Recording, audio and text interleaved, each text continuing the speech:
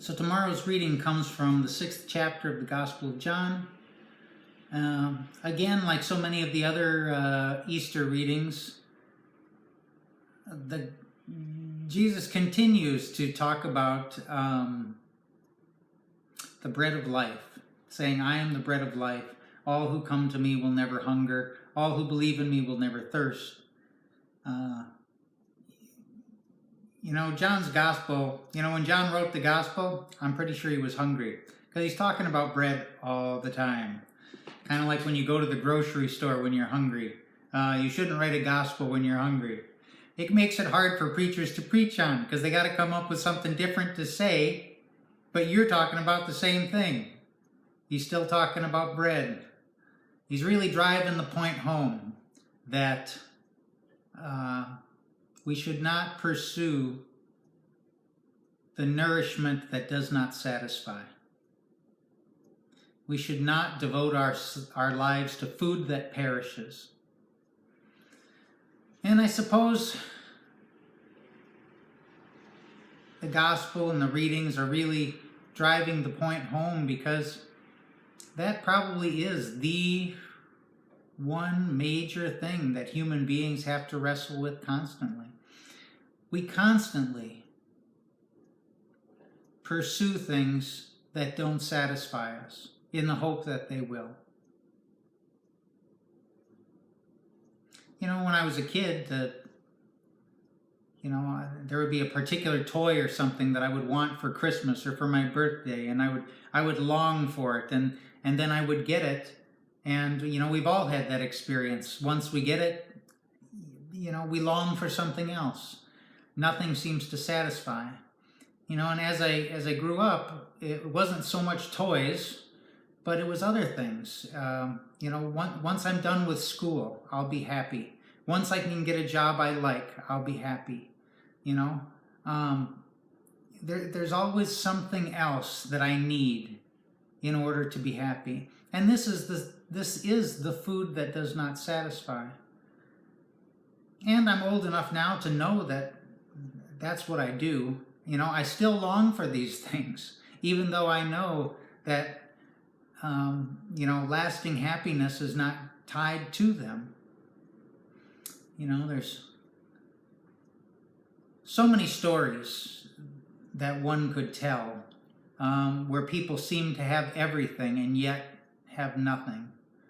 The one that came to mind as I was preparing for this sermon was the story of Howard Hughes. The 1930s, 40s, 50s American businessman, pilot, movie producer, richest man in the world at the time, who died in the penthouse of a hotel, who never opened the shades, let his fingernails grow long. He had everything, and yet he had nothing.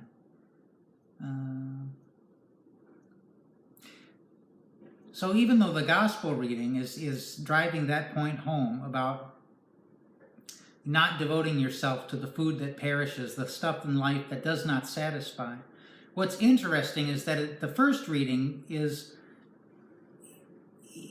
kind of builds that point with the story of Philip and the Ethiopian eunuch. If you're not familiar with the story, it's about an angel tells the disciple Philip that he wants him to go to Jerusalem, and on the way he meets there's a chariot, and the angel tells him the Spirit tells him to run up to the chariot, and in the chariot there is a court official, an Ethiopian eunuch who is in charge of the treasury for the Ethiopian queen. And for some reasons, eunuchs were trusted. They make a point of him mentioning that he's a eunuch. I guess it was common in the ancient world. A eunuch is a male who's castrated. And it was common for them to serve in high places in government at the time because they could be trusted. Their loyalty was assured. You know, they weren't going to start family dynasties of their own. They couldn't be seduced by women. So they could be trusted. And they were well provided for. You know, they were wealthy court officials. And so, in some ways, you could say that this Ethiopian eunuch was completely without desire in his life. He had all the money, all of the power. He didn't have any other desires. And so what else could he want? What else could he need? And yet inside him there was a deep spiritual hunger. And he's in the chariot reading the scriptures that he doesn't understand. And Philip, as he's running up to the chariot, says, "Do you understand what you're reading?" And he says, "Of course not. How could I if nobody explains it to me?" And then Philip begins to explain to him the meanings of the scriptures. They end up stopping. He gets out of the chariot, is baptized in the water that they find along the way, and Philip disappears. So that's the story. But it's a story about having it all and having nothing. And what I wrestle with this gospel is that I still do that.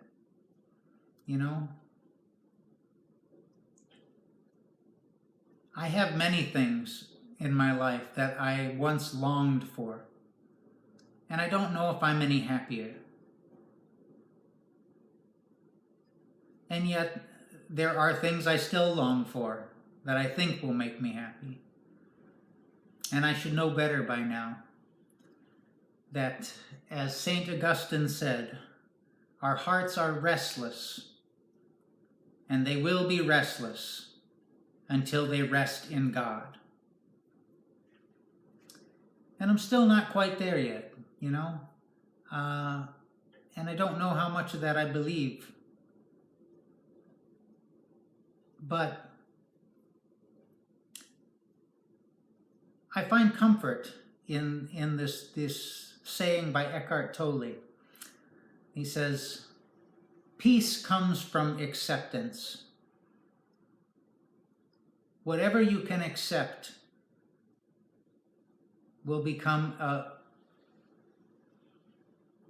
a point at which peace can come through." And so what happens when you can't accept things? And Eckhart would say, then accept your non-acceptance. And that would be the starting point. Whatever you can't accept the fact that you can't accept it. And that will be the starting point of peace.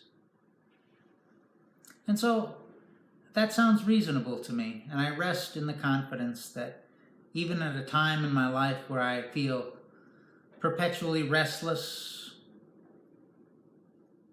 and,